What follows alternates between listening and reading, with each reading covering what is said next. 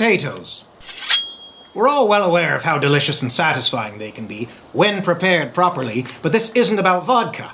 It's about potato pirates. Today we'll be finding out whether a game can teach an old dog new tricks. And to explain further, here's an actual nerd. Hello world, an actual nerd I am. I have been programming for years, and I have been teaching it for several of those. This game mixes potatoes, pirates, and programming to string together a party experience where you can learn a few concepts while having fun. Set in a world where functions are attacks, control statements are modifiers, and compiling is manning the cannons. Alright, Egghead, let's just take a look, shall we? Remove the ship cards from the deck and commence shuffling. Each player must receive exactly 2 ship cards with 10 points of crew, which takes the form of 5 smaller 1-point potatoes and 1 larger 5-point potato. Deal 5 cards from the deck to each player as well. If anyone receives a Potato King card in their starting hand, they must place it face up on the table and the following ritual is performed. All other players must salute the owner of said card and shout Potato King! The last to do so must give up 2 points of crew from any of their ships to the owner who adds them to their ships in any way they like. This will repeat any time a Potato King card is encountered. If you find the ceremony to be childish, we feel sorry for you, but if it proves to be a deterrent, we recommend all other players flip a coin or roll a die to determine who must surrender crew. Now, determine the first player any way you like and the game begins. On your turn, you will draw 2 cards to add to your hand. You already know what happens if a Potato King or Bug card appears, but look at the cards that are not and then choose to do one of the following for each ship you own. Build and or modify, or attack. If you choose to build and or modify a ship, then you may play cards on that ship or discard cards from that ship. However, the ship must be in anchor mode and only holds a maximum of 3 cards. If you choose build and or modify for more than 1 ship, you may also transfer cards between ships. A quick note that cards may never be returned to your hand once played to the table. Now we will look at how to place cards on a ship. The green cards are action cards, and they are the most straightforward. They allow you to do 1, 2, or 3 points of damage to the crew of a target enemy ship.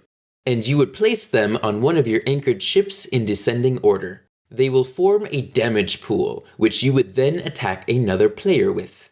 There are also 2 cards in your deck that will augment your ships in unique ways. Behold, the Frying Dutch Pan and the SS Mega Chip. Stack 1 on a ship and read how it will change the way that ship behaves. We will worry about those another day. But the real advantage comes from your control cards, which you will know by their orange color. You will place them above your action cards and they will enhance your attacks like so. This one says 4 3 times. Place it above an action card or cards and the total damage will repeat 3 times. This is called a loop because it will continue until it is told to stop. Make sense? This one says 4x times. How many times is x? Well, it says x is the number of cards in your target opponent's hand. So it may be a different number every time. And then there is 4y times. Y is the number of ships you have. So when your fleet gets bigger, this card becomes more effective. Here's a slightly different effect.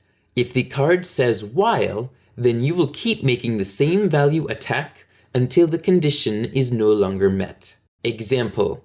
This one says that while there are more than 6 points of crew on the target ship, the attack continues.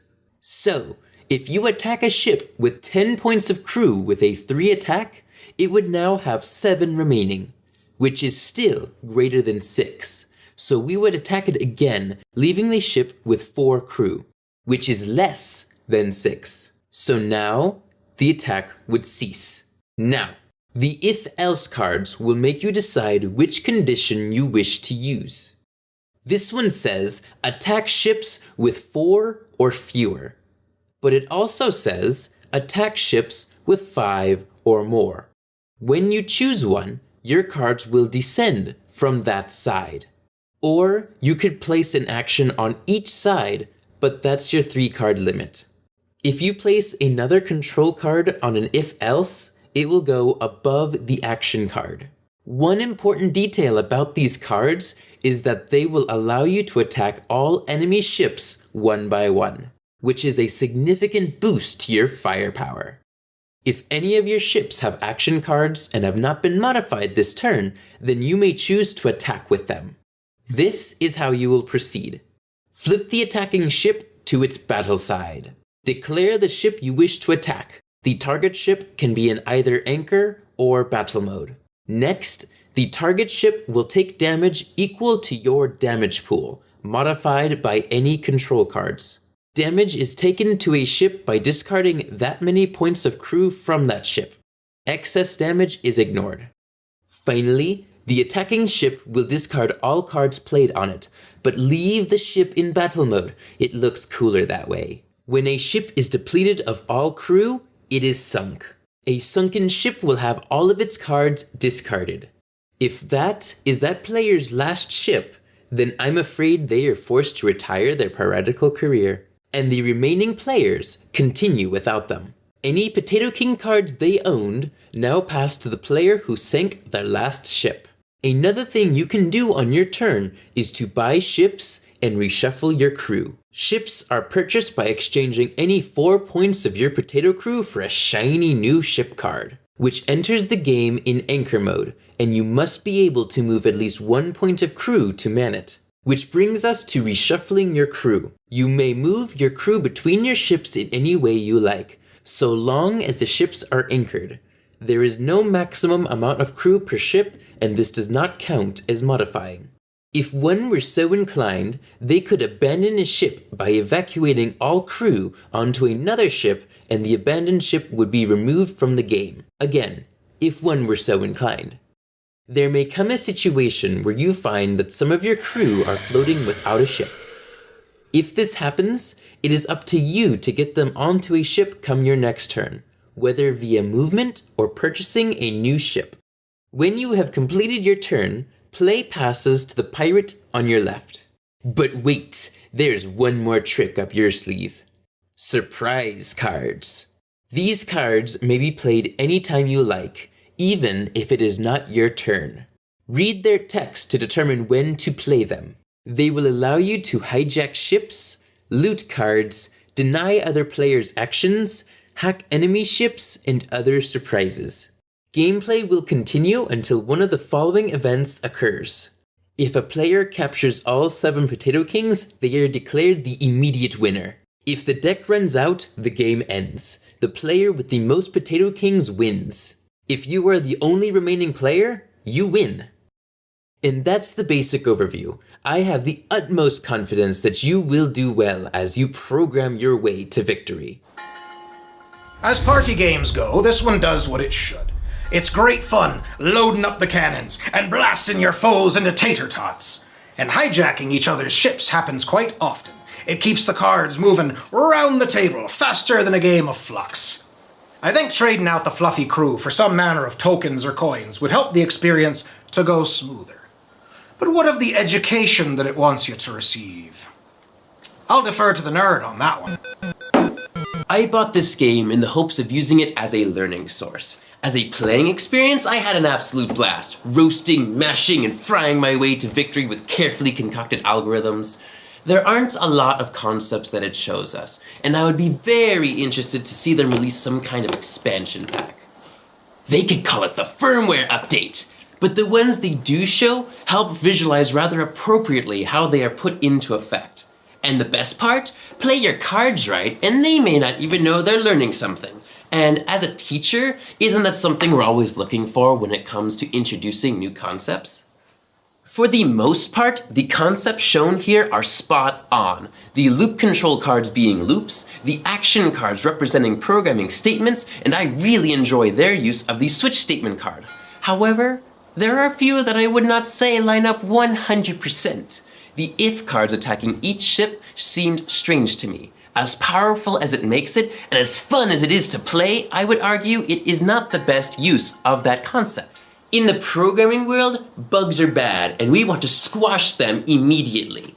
But in this game, they're literally treated as royalty. They show us a path to victory, and this is far from the truth. It bugs me. However, as it is meant to make programming more approachable, as says in their Kickstarter page, it certainly makes sense why they did it, and I can't say that I blame them. It's a programming light experience, and that gives a charm. All hail the Potato King! Aye.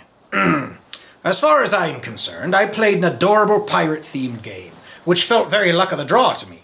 I'm not sure that I personally learned anything. I don't feel smarter, but I was entertained. I expected intricate strategy, and there certainly was a bit of thought involved. But in the end, the balance can quickly shift and favor anyone according to the whims of the deck. But whether tool of learning or rowdy party game, we found it to be enjoyable enough. Well, that's it for this Pirates Parley. If you have any experience with this game, or any educational games that you'd like to share, we encourage you to do so below. And until next time, fare thee well.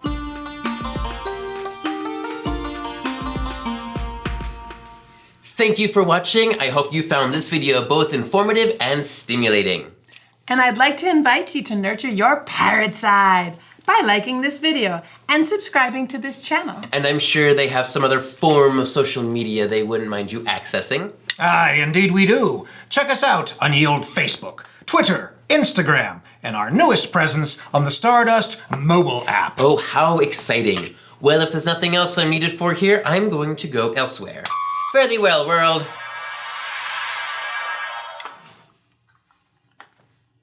How did he do that?